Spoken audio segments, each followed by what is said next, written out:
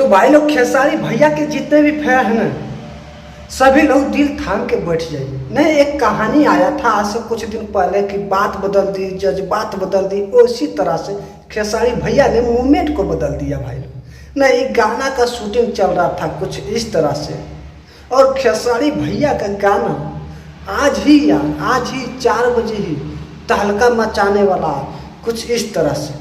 नहीं, वो भी अभी पोस्टर शेयर किया है खेसारी भैया, देख ही सकते। नहीं मतलब कुछ बता के भी तो करना चाहिए, जो कि हम लोग को भी पता चलना चाहिए कि भैया का गाना आने वाला है। अब वो भी हाई गर्मी, इतना तगड़ा गाना इस गर्मी के वजह से आने वाला है और रहेगा भी।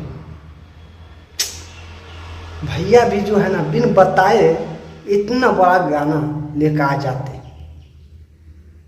तो आप लोग का न्यू अपडेट यही था भाई लोग। चैनल को सब्सक्राइब नहीं किए होंगे तो चैनल को सब्सक्राइब कर लीजिए, फिर से न्यू अपडेट जानने के लिए खेसारी भैया का गाना का आनंद लेना है।